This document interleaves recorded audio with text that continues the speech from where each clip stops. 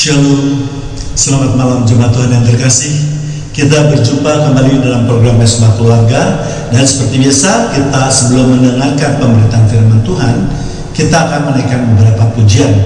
Tentu mari siapkan hati kita akan satu pujian, walau 1000 rebah di sisiku. Terima kasih Tuhan. Kalau sampai malam hari ini Tuhan, kami boleh beribadah di hadapan Tuhan. Kami tahu Tuhan, Engkau Tuhan yang sungguh baik dalam kehidupan kami Tuhan. Engkau yang memelihara hidup kami juga Tuhan. Tiada pernah ku ragukan kasih setiamu ya Tuhan. Setiap waktu dalam hidupku tak pernah kau tinggalkan. Meski langit tampak suram, awan gelap menghadang, hadapi badai, lewati gelombang, tak pernah kau tinggalkan diriku.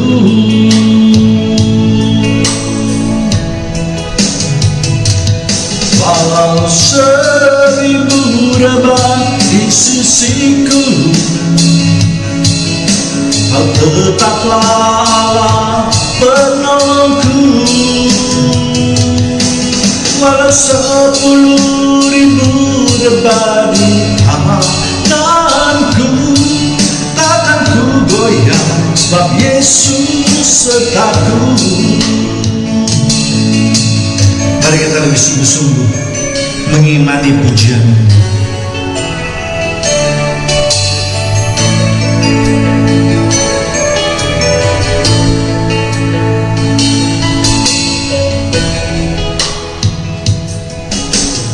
Meski langit tampak suram,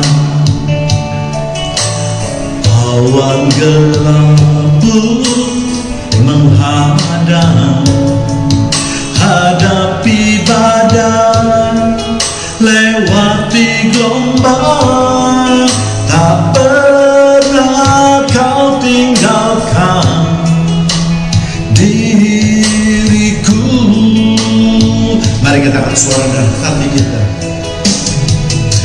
Walau 1000 rebah di sisiku, kau tetaplah Allah, kau tetaplah Allah penolongku. Walau 10.000 rebah di kananku, takkan ku goyah, sebab Yesus sertaku. Walau 1000 rebah di sisiku, kau tetaplah Allah penolongku. Terima kasih Tuhan. Walau 10.000 rebah di tanganku, takkan ku goyah, sebab Yesus sertaku. Takkan ku goyah, sebab Yesus sertaku.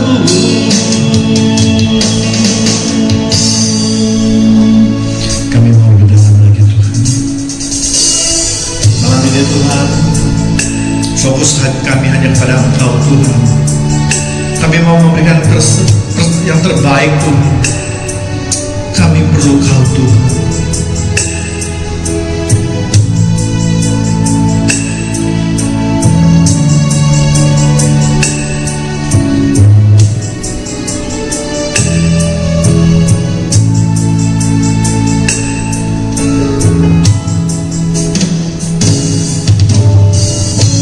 Manakah kami mencari kasih sejati? Kemana berseru saat badai datang menderu. Yang kami tahu hanya Kau yang mampu pulihkan segala sesuatu. Kemanakah kami mencari kasih sejati? Kemanakah kami berseru saat badai datang menderu? Yang kami tahu hanya Kau yang mampu pulihkan segala sesuatu. Kami nyatakan kami perlukan keajaiban-Mu, kami butuhkan sentuhan tangan-Mu. Kami tak dapat jalan sendiri, kami perlu Kau Tuhan. Inilah pengakuan iman kami pada malam hari ini, Tuhan. Kami sungguh tidak dapat berjalan sendiri tanpa bimbingan dan arahan Tuhan. Begitu Tuhan, mari terus Tuhan sertai kehidupan kami Tuhan, agar kami dapat masuk dalam kerajaan. Terpujilah nama-Mu. Amin.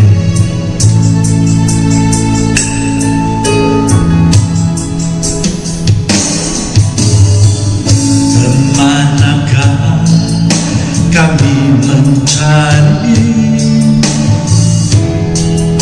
kasih sejati? Kemanakah kami berseru saat badai datang menderu? Yang kami tahu hanya Kau yang mampu pulihkan segala sesuatu. Inilah perkataan iman kami Tuhan. Kami perlukan keajaiban-Mu, kami butuhkan sentuhan tangan-Mu. Kami tak dapat jalan sendiri, kami perlu Kau Tuhan. Kami perlukan keajaiban-Mu, kami butuhkan sentuhan tangan-Mu. Kami tak dapat jalan sendiri, kami perlu Kau Tuhan. Kami perlu Kau Tuhan.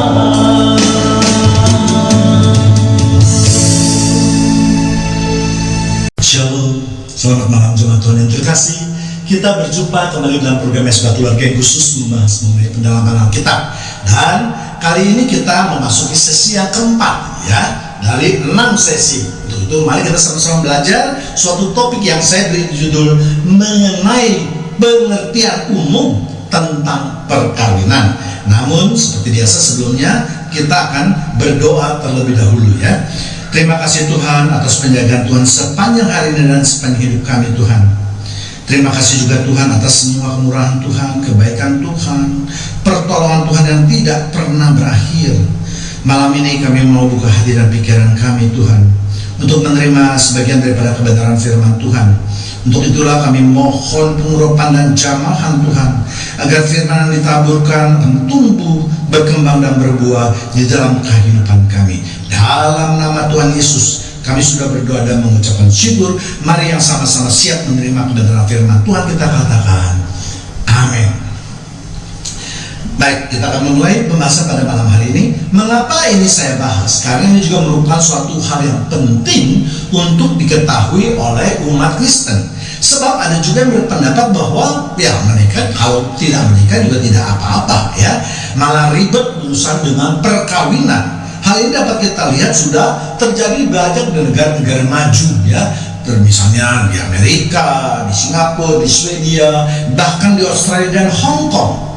Bahkan masih banyak negara yang juga penduduknya melakukan hal-hal yang demikian ya. Lalu mereka lebih senang hidup dalam keduniawian, yaitu misalnya mereka mempunyai pasangan yang tidak menikah ya. Banyak sekali hal-hal yang dilakukan oleh orang-orang dunia yang bertentangan dengan firman Tuhan. Namun ya, karena semakin banyaknya orang yang melakukannya, maka lama-kelamaan hal itu sudah menjadi hal yang biasa saja ya. Itulah sedikit pembuka dari saya. Kita akan segera membahasnya berdasarkan firman Tuhan. Perkawinan di dalam perjanjian lama sudah pernah kita bahas ya. Walaupun tidak ada langsung kata perkawinan, namun tersirat bahwa kehendak Tuhan manusia itu harus menikah dan mempunyai anak, yaitu Kejadian 1 ayat 28, yaitu beranak cuculah, dan pada Kejadian 2 ayat 18, yaitu tidak baik manusia hidup seorang diri. Kemudian kita akan memasuki apa yang dikatakan oleh kitab Perjanjian Baru, atau apa yang dikatakan oleh Yesus mengenai perkawinan. Matius 19 ayat 4-5. Jawab Yesus, tidakkah kamu baca bahwa Ia yang menciptakan manusia sejak semula menjadikan mereka laki-laki dan perempuan? Yang kelima, dan firman-Nya, sebab itu laki-laki akan meninggalkan ayah dan ibunya dan bersatu dengan istrinya, sehingga keduanya menjadi satu daging ya.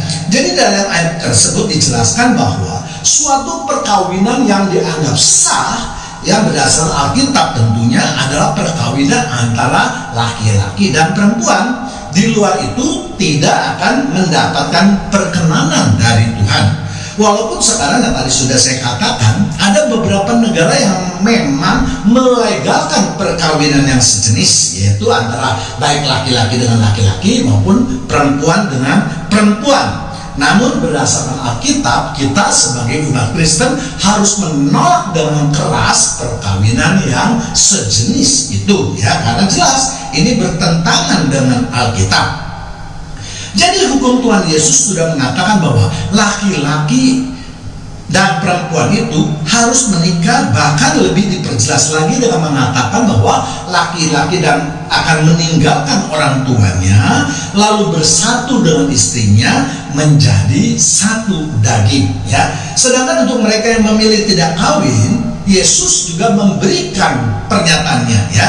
Matius 19 ayat 12. Ada orang yang tidak dapat kawin karena ia memang lahir demikian dari rahim ibunya ya, dan ada orang yang dijadikan demikian oleh orang lain, dan ada juga orang yang membuat dirinya sedemikian karena kemauannya sendiri. Oleh karena kerajaan sorga, siapa yang dapat mengerti, hendaklah ia mengerti.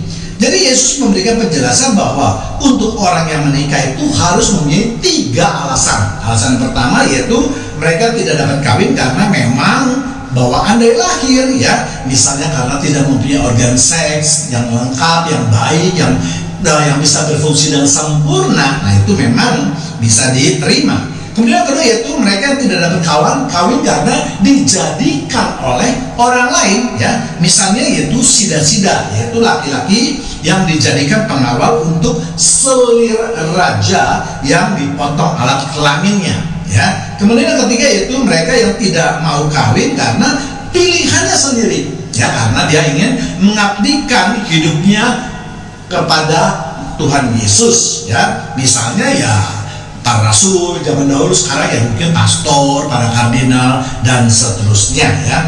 Jadi dengan melihat firman Tuhan ini, maka seseorang itu tidak kawin harus memenuhi salah satu syarat di antara 3 alasan tadi. Di luar itu ya manusia seharusnya harus kawin, karena ini adalah perintah Tuhan atau perintah daripada hukum Tuhan ya. Lebih lengkap lagi kita akan melihat firman Tuhan melalui tulisan Rasul Paulus ya, yang itu mengenai hubungan suami istri ya, yang kita lihat di 1 Korintus 7. Kita mulai dari ayat yang pertama ya. Dan sekarang tentang hal-hal yang kamu tuliskan kepadaku adalah baik bagi laki-laki kalau ia tidak kawin ya. Ayat ini sering sekali ditafsirkan bahwa Paulus tidak menikah ya, karena ada perkataan tadi yaitu baiklah bagi laki-laki kalau ia tidak menikah.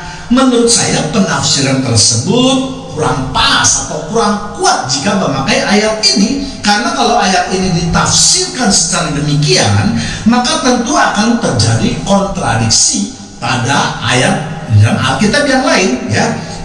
Jadi dengan ayat ini tidak secara tegas menyatakan bahwa Rasul Paulus tidak kawin, hanya dinyatakan bahwa baik bagi laki-laki kalau ia tidak menikah. Ini tentu ada alasannya, nanti kita akan kupas alasannya ya. Jadi dalam menafsirkan Alkitab kita jangan mengambil sepotong ayat saja, kita harus lihat konteks secara keseluruhan ya. Ini penting sekali ya. Kalau kita perhatikan perkataan selanjutnya, yaitu tentang hal-hal yang kamu tuliskan kepadaku. Apa maksud kalimat tersebut ya?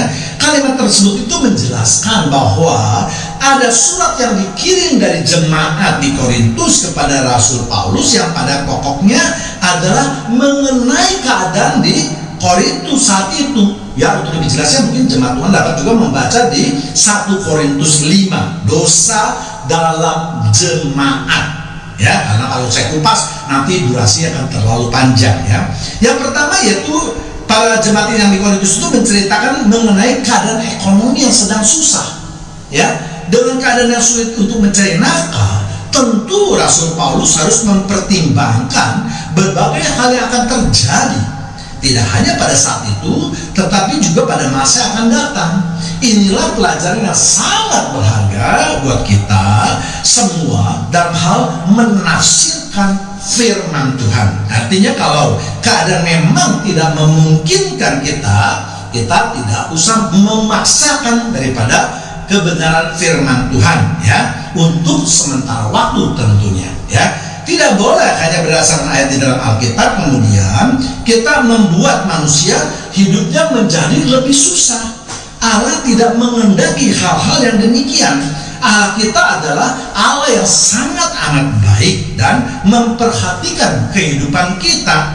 Nanti di ayat-ayat lain berikutnya juga akan kita lihat bagaimana pendapat firman Tuhan mengenai hal tersebut ya. Jadi Rasul Paulus melihat bahwa dengan ekonomi yang susah itu sebaiknya laki-laki tidak kawin terlebih dahulu. Mengapa laki-laki? Karena seperti kita ketahui, suka atau tidak suka di dalam kekristenan itu jelas bersifat patriarkistik. Artinya ya pihak laki-laki yang lebih menentukan ya. Dengan demikian kalau laki-laki tidak kawin, itu berarti juga perempuan tidak akan menikah atau tidak akan kawin ya. Tadi sudah dijelaskan pengajaran tentang perkawinan oleh Yesus bahwa yang diakui adalah perkawinan dua jenis manusia. Rasul Paulus melihat bahwa dengan keadaan ekonomi yang sulit lebih baik hidup sendiri terlebih dahulu, karena kalau dipaksakan kawin dan mereka akhirnya punya anak, tentu kebutuhan rumah tangga mereka pun akan menjadi bertambah besar. Dan inilah yang harus dihindari oleh jemaat Kristen pada waktu itu, karena jangan sampai nanti perkawinan mereka akhirnya menjadi beban dan ujung-ujungnya akhirnya berpisah atau bercerai ya, sehingga ini justru akan menimbulkan masalah yang lebih kompleks lagi ya. Kemudian kedua itu banyaknya percabulan atau perzinahan. Karena ekonomi yang susah, maka banyak orang yang menghalalkan segala cara untuk mendapatkan uang ya. Salah satunya adalah yaitu dengan cara menjual tubuhnya, yaitu berzina ya. Rasul Paulus tidak ingin ada keluarga Kristen yang mengalami masalah seperti itu. Misalnya karena tidak ada uang, lalu maka pihak suami atau istri akhirnya menjual tubuh mereka untuk mendapatkan uang demi kelangsungan hidup mereka ya. Pada ayat selanjutnya ini kita akan lihat betapa besar perhatian daripada Rasul Paulus terhadap perasaan atau pesan moral ini, ya.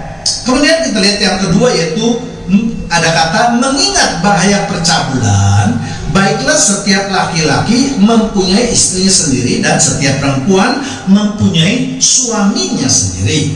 Jadi Rasul Paulus mengingatkan bahwa untuk laki-laki maupun perempuan yang tidak bisa mengontrol dirinya dari kebutuhan seks, maka baiklah mereka kawin, ya, daripada hidup lajang tapi penuh dengan percabulan atau perzinahan, ya. Mungkin dapat kita bayangkan keadaan pada saat itu, ya, di mana kebebasan seks sudah terjadi di mana-mana, ya, baik yang diperjualbelikan maupun hanya untuk kesenangan belaka yang terjadi di Korintus pada saat itu, ya. Sehingga Rasul Paulus mengingatkan hal tersebut agar kaum Kristiani jangan ikut-ikutan terbawa oleh arus yang menyesatkan itu, ya. Kemudian yang ketiga, hendaklah suami memenuhi kewajibannya terhadap istri, demikian pula istri terhadap suami, ya. Jadi setelah menikah maka suami istri itu harus memenuhi kewajiban atau kebutuhan seks dari pasangannya sehingga tidak terjadi perzinahan. Dengan demikian mereka maka dapat hidup dengan kudus, menjauhi hal-hal yang berdosa. Kemudian kita lihat juga pada ayat 4, yaitu istri tidak berkuasa atas tubuhnya sendiri tetapi suaminya. Demikian pula suami tidak berkuasa atas tubuhnya sendiri tetapi istrinya, ya. Dikatakan suami istri itu tidak berhak lagi atas tubuh sendiri. Artinya apa? Artinya karena ini masih berhubungan dengan persetubuhan, maka dapat diartikan bahwa suami atau istri itu harus saling memenuhi kebutuhan seksnya, ya. Misalnya ketika salah satu pasangan menghendakinya, maka pasangan yang lain itu berkewajiban untuk melayaninya, ya. Walaupun mungkin pada saat itu pasangan yang lain tidak sedang berada dalam kondisi bergairah, ya. Atau dapat juga ditafsirkan bahwa dengan tidak berkuasanya tubuh mereka masing-masing, maka mereka sudah tidak boleh lagi menyeleweng atau berzina. Mereka harus saling setia pada pasangannya masing-masing, ya. Penafsiran lain dapat juga ditafsirkan bahwa pasangan tersebut harus berani berkorban demi pasangan atau rumah tangganya. Misalnya dalam keadaan sulit seperti itu, jika seorang suami ataupun istri diminta untuk berhemat, maka pasangan lainnya harus menurutinya berhemat dalam urusan jasmani, ya. Kemudian ayat kelima, janganlah kamu saling menjauhi kecuali dengan persetujuan bersama untuk sementara waktu, supaya kamu mendapat kesempatan untuk berdoa. Sesudah itu hendaklah kamu kembali hidup bersama-sama supaya iblis jangan menggodai kamu karena kamu tidak tahan bertaraf, ya. Untuk pasangan yang mengalami problema rumah tangga, maka atas persetujuan kedua belah pihak, maka untuk sementara diperbolehkan untuk berpisah dengan tujuan untuk berdoa, untuk tujuan untuk memikirkan, melakukan introspeksi terhadap dirinya masing-masing, dan untuk memecahkan masalah di dalam problema rumah tangga tersebut, ya. Namun hal ini harus dilakukan dengan sangat hati-hati, karena seringkali pasangan yang berpisah ini justru tidak mempergunakan hal-hal yang tadi saya sebutkan, tetapi malahan dipakai untuk kesempatan berbuat dosa, berbuat menyeleweng, berselingkuh. Nah, ini yang tidak boleh, ya. Atau bisa juga ditafsirkan untuk pekerjaan. Misalnya ada salah satu pasangan yang ditugaskan di luar kota, ya, maka hendaklah itu tidak boleh berlangsung lama. Kalau itu misalnya seminggu 2 minggu mungkin masih dapat diterima, tetapi kalau misalnya berbulan-bulan, 6 bulan, setahun, 2 tahun dan seterusnya, tentu ini tidak boleh, ya. Karena apa? Karena pasangan ini rentan sekali terhadap godaan iblis, ya. Pasangan ini harus hati-hati karena dengan perpisahan itu iblis akan menggodai mereka. Artinya kemungkinan besar mereka akan jatuh ke dalam dosa. karena mereka tidak akan tahan bertarak ya. Apa artinya bertarak? Bertarak artinya menahan hawa nafsu ya. Jadi untuk pasangan Kristen, janganlah suami istri itu hidup saling berjauhan. Janganlah kita hanya berpikir bahwa kebutuhan jasmani, kebutuhan keluarga itu sangat penting sehingga mengesampingkan kebutuhan rohani ya. Kebutuhan rohani tidak hanya seks, misalnya juga kasih sayang, perhatian, komunikasi, dan seterusnya ya. Kemudian kita lihat pada ayat ke-6. Hal ini kukatakan kepadamu sebagai kelonggaran, bukan sebagai perintah. Jadi berpisah untuk sementara itu bukan merupakan suatu perintah, tetapi merupakan suatu anjuran, karena dikatakan tadi adalah kelonggaran ya. Ya memang menurut saya memang inilah ayat yang memang kurang tegas dalam Alkitab ya, karena sepanjang pengetahuan saya tidak pernah ada ayat yang berkata seperti ini atau tertulis seperti ini ya. Ya kalau saya salah mungkin bisa saya dikoreksi ya, karena biasanya di dalam Alkitab itu merupakan perintah, baik itu perintah untuk dilaksanakan atau perintah untuk yang berupa larangan ya. Dengan mengatakan bahwa sebagai kelonggaran dan bukan perintah, maka ini dapat diartikan boleh dilakukan, boleh juga tidak dilakukan. Mengapa hal terjadi seperti ini? Karena dalam ayat kelima tadi Rasul Paulus telah berbicara mengenai hubungan yang jauh ya. Namun kenyataannya Rasul Paulus sendiri juga mengalaminya. Kalau dikatakan perintah itu berarti Rasul Paulus tidak dapat menjalankannya, karena ini bukan atas kemauan dia sendiri. Mungkin bisa ditafsirkan istrinya yang melakukan perpisahan atau tinggal dalam jarak jauh sehingga Rasul Paulus tidak berdaya. Itulah sebabnya dikatakan sebagai suatu kelonggaran ya. Lalu bukankah ini juga adalah firman Tuhan? Ya, ini adalah firman Tuhan. Namun Tuhan juga bisa mengerti mengenai perasaan atau kondisi daripada Paulus. Bahkan mungkin juga Tuhan ingin memberikan penjelasan mengenai keadaan yang tidak simpel di dalam kehidupan nyata ya. Ternyata persoalannya kalau kita lihat di dalam kehidupan kita itu memang kompleks. Kalau kita membaca Alkitab, membaca ayat dalam Alkitab kelihatannya sangat simpel, sangat sederhana. Tetapi ketika kita bisa mau mempraktekannya, itu banyak sekali hal-hal yang berhubungan dengan hal tersebut. Untuk itulah jemaat Tuhan yang terkasih, di dalam menjalankan firman Tuhan, ada yang memang harus meminta hikmat dari Tuhan ya. Pemberitaan firman Tuhan telah disampaikan yaitu di ayat 5, namun pelaksanaannya dinyatakan dalam ayat 6. Artinya tidak semua firman Tuhan itu harus dilakukan secara kaku atau letterlock ya, tetapi juga banyak faktor yang harus dipertimbangkan, terutama mengenai faktor-faktor eksternal yang mana memang di luar daripada kemampuan kita. Jadi tidak boleh kita berbuat sesuatu untuk menjadikan suatu halangan agar firman Tuhan itu dapat diabaikan. Ya sama seperti halnya dengan yang tadi saya contohkan di dalam perkawinan. Kalau dalam keadaan biasa, dalam keadaan normal, maka setiap manusia, setiap umat Kristen itu harus menikah kecuali ada 3 alasan tadi. Tetapi apabila ada suatu kondisi, katakanlah seperti kondisi di Korintus, di mana ekonominya tidak baik, di mana orang mencari duit susah, maka ada baiknya umat Kristen yang tinggal pada waktu itu di Korintus untuk menahan diri terlebih dahulu untuk sementara waktu, menunggu sampai keadaannya menjadi baik. Ya, ini maksud saya menunda, ya, mengabaikan bukan berarti tidak menjalankan. Kita menjalankan firman Tuhan harus dengan hikmat, ya. Jangan sampai ketika kita menjalankan firman Tuhan malah timbul banyak problema yang justru mengganggu kehidupan kita. Akhirnya kita percuma saja menjalankan firman Tuhan tersebut ya.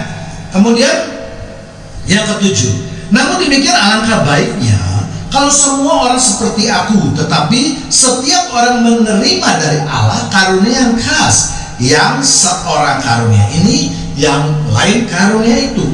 Dan ini ayat ini juga sering ditafsirkan bahwa Rasul Paulus tidak menikah. Namun lagi-lagi saya tegaskan bahwa kita sudah banyak belajar yang membahas mengenai ayat di dalam Alkitab yang menyatakan Rasul Paulus itu menikah. Bahkan untuk 1 Korintus 9 ayat 5 itu sangat jelas atau terang benderang dengan kalimat, tidakkah kami mempunyai hak untuk membawa seorang istri Kristen? Ya.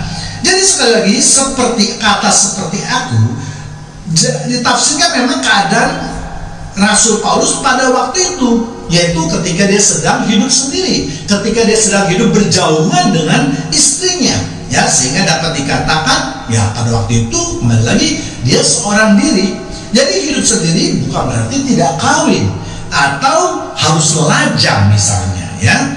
Dalam hal ini ya kalau itu merupakan panggilan seperti saya sudah jelaskan tadi, tentu saja boleh, ya. Rasul Paulus menganggap hidup sendiri sekarang merupakan suatu panggilan, ya. Sedangkan bagi orang lain belum tentu menerima panggilan yang sama, ya. Dalam kehidupan nyata kita juga dapat melihat bahwa panggilan orang-orang itu bisa berbeda-beda, ya, dalam ruang lingkup yang kecil saja, misalnya dalam pelayanan, ya, sebagai pelayan Tuhan itu pun masih dibagi-bagi. Misalnya ada yang memang diberikan karunia di bidang menyanyi, di bidang pelayanan, misalnya sosial, mengunjungi orang-orang sakit, ada yang mungkin ya di bidang khotbah, ada juga mungkin di bidang tuayan jiwa dan seterusnya, ya. Jadilah makanya itu Rasul Paulus mengatakan karunia yang khas, ya.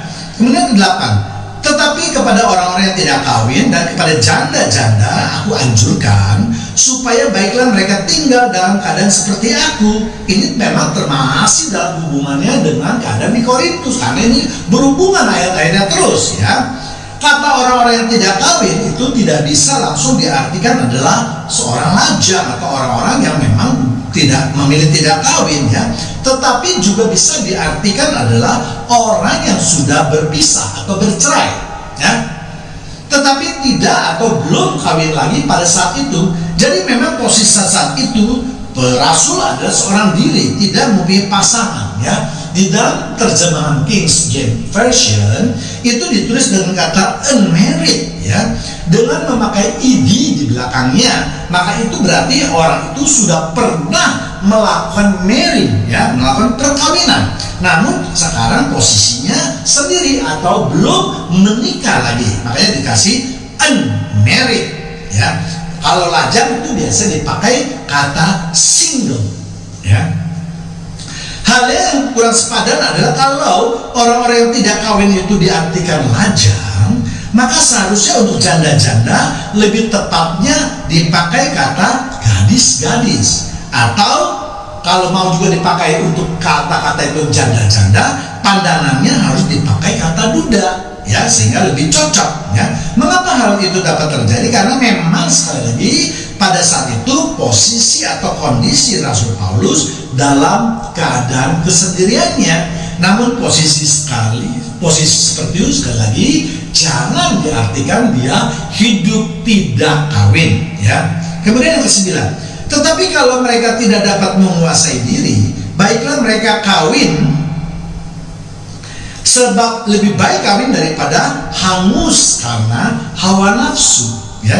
Jadi lagi-lagi Rasul Paulus mengingatkan akan bahaya adanya perzinahan, sehingga Rasul Paulus mengatakan bahwa bagi mereka yang tidak dapat menguasai diri atau mengendalikan kebutuhan seksnya, maka lebih baik mereka kawin daripada hangus atau berdosa karena melakukan perzinahan, ya. Manusia memang lebih lemah bila dibandingkan dengan kekuatan iblis, sehingga manusia itu bisa jatuh ke dalam dosa. Sebab iblis memang hanya terdiri roh, sedangkan manusia terdiri daripada roh dan daging, dan seringkali kita tahu daging itu lemah, ya. Demikianlah pembahasan firman Tuhan, dan kita akan berjumpa kembali dalam program yang sama dan waktu yang sama dengan tema lanjutan, yaitu mengenai apakah Paulus bercerai, ya. Memang agak sensitif, ya, judulnya. Namun saya minta untuk jemaat Tuhan untuk tidak memberi komentar berlebihan sebelum mendengarkan secara utuh seluruh video yang saya buat 6 sesi ini, ya. Tuhan Yesus memberkati kita semua. Dan sebelum kita mengakhirinya, kita mau berdoa terlebih dahulu. Mari kita tundukkan kepala. Terima kasih Tuhan kalau pada malam hari ini kami boleh mendapatkan pengetahuan tentang seputar perkawinan. Biarlah Tuhan Roh Kudus terus memberikan hikmat untuk kami semua, supaya kami dapat hidup sesuai dengan kehendak Tuhan. Di dalam nama Tuhan Yesus kami berdoa dan mengucapkan syukur. Haleluya. Amin. Kita baru saja mendengarkan sebagian daripada kebenaran firman Tuhan. Kini saatnya kita mulai menyiapkan hati kita kembali untuk memuji dan meninggikan nama Dia. Kita angkat satu pujian, Bapa yang kekal. Terima kasih Tuhan. Kalau pada malam hari ini Tuhan, kami masih terus boleh menerima kebenaran firman-Mu Tuhan. Biarlah kebenaran firman-Mu itu yang terus menuntun hidup kami Tuhan. Terpujilah nama-Mu. Kasih yang sempurna telah ku terima dari-Mu, bukan karena kebaikanku, hanya oleh kasih karunia-Mu Kau pulihkan daku, layakkanku untuk dapat memanggil-Mu. Apa Kau yang ku pinta saat ku mencari, ku mendapatkan. Ku ketuk pintu dan Kau bukakan, sebab Kau Bapa-Ku, Bapa yang kekal. Takkan Kau biarkan aku melakukannya sendirian. Kau selalu ada bagiku, sebab Kau Bapa-Ku, Bapa yang kekal. Benar Tuhan, kami butuh bimbingan Kau dalam kehidupan kami Tuhan. Kemana lagi kami harus mengetuk dan meminta kalau bukan kepada Engkau Tuhan. Kasih yang sempurna telah ku terima dari-Mu, bukan karena kebaikanku, hanya oleh kasih karunia-Mu Kau pulihkan aku, layakkanku untuk dapat memanggil-Mu. Bapa, Kau yang ku pinta saat ku mencari, ku mendapatkan. Ku ketuk pintu dan Kau bukakan, sebab Kau Bapa-Ku, Bapa yang kekal. Takkan Kau biarkan aku melakukannya sendirian. Kau selalu ada bagiku, sebab Kau Bapa-Ku, Bapa yang kekal. Sebab Kau Bapa-Ku, Bapa yang kekal.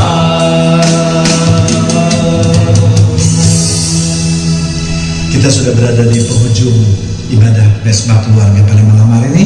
Untuk itu kita akan angkat satu pujian yang terakhir, yaitu Suka-Sukamu Tuhan. Ya, mari saya undang jemaat yang terkasih untuk bangkit berdiri. Mari kita nyanyikan pujian ini dengan sukacita sambil bertepuk tangan. Yuk.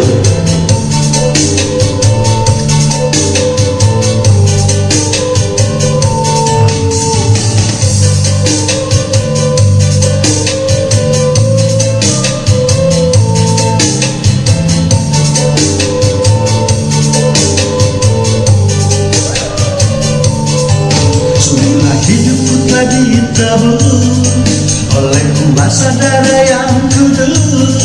Sekarang hidupku bukan milikku lagi.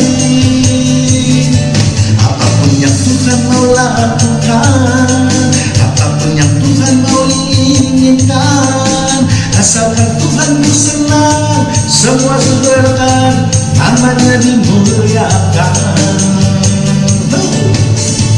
Suka-sukamu Tuhan, suka-sukamu Tuhan, suka-sukamu Tuhan, suka-sukamu Tuhan, suka-sukamu Tuhan, suka-sukamu Tuhan, suka-sukamu Tuhan, suka-sukamu Tuhan.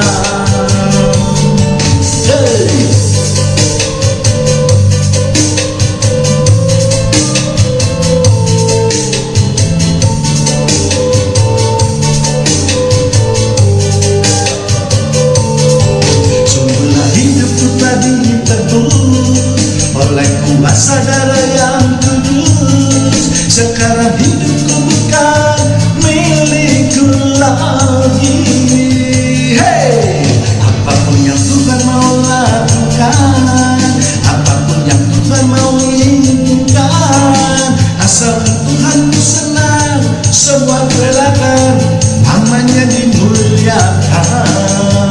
Yo, suka-sukamu Tuhan, suka-sukamu Tuhan, suka-sukamu Tuhan, suka-sukamu Tuhan, suka-sukamu Tuhan, suka-sukamu Tuhan, suka-sukamu Tuhan, suka-sukamu Tuhan, suka-sukamu Tuhan, suka-sukamu Tuhan.